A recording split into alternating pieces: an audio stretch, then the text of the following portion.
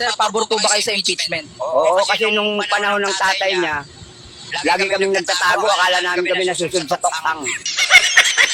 Noon, tago kami ng tago. Hindi ako makalabas, baka ako na ang susunod sa listahan. Biktima lang kami ng mga D-Lord. Dapat yan ang hulihin. Hindi yung addict na ang tanging dala lang ay lighter, foil. Ano po ang plano nyo kung kayo ang naging presidente? Una sa lahat, libreng pulutan kada kanto. Tapos, bawal ang curfew sa mga walang jowa. Sa tingin nyo po, ano ang problema ng bansa ngayon? Problema, di yung tinola, puro sabaw. Nasaan ang manok? Ha? Nasaan ang manok? Sir, ano ang solusyon nyo sa korupsyon? Simple, ipalay detector test lahat ng politiko real. Habang naka-polygraph, may karayom sa upuan. Sir, sino po ang may kasalanan kung bakit naghihirap ang bansa?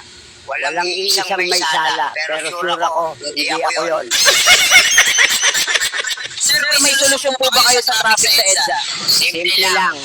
Gawing one-way lahat ng kalsada, papuntang palengke. Anong solusyon nyo sa pagtaas ng kriminalidad?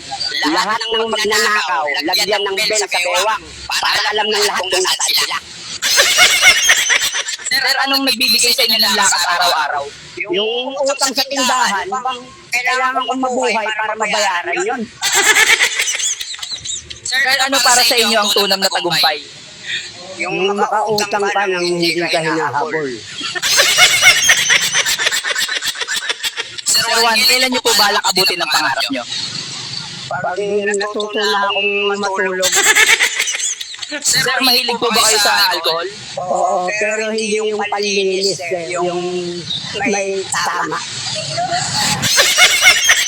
Sir, paano nyo pinangangalagaan ang mental health nyo? Simple lang, umiinom ako ng tubig. Tapos inom ng konting gin para pampakalma. Sir, ginagamit nyo pa po ba ang face mask? Oo, para itago ang mukha ko sa mga inutangan ko. Sir, naniniwala po ba kayo na flat ang mundo? Oo. Lalo na kapag nakainom ko yan, umiikot man, flat pa rin ang bagsak. Sir, anong pinaka nakakagulat na bagay na nakita nyo sa kalye? Yung ex ko, may bagong jowa. At mas pangit pa sa akin. Sir, anong ginagawa nyo pag walang ulam?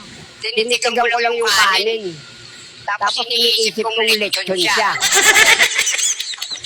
Sir, araw-araw po ba kayong naliligo? Araw-araw akong nagpaplano. Pero yung tubig, busy. Sir Juan, paano po ba makaiwas sa utang? Simple lang, huwag lumapit sa tindahan. Kung lalapit ka, dapat mabilis kang tumakbo pabalik. Sir Juan, paano nyo po malalaman kung panaginip lang ang lahat? Pag may ulam sa mesa, doon ako nagdududa. Sir Juan, paano nyo kinakausap ang crush nyo? Tinitigan ko lang.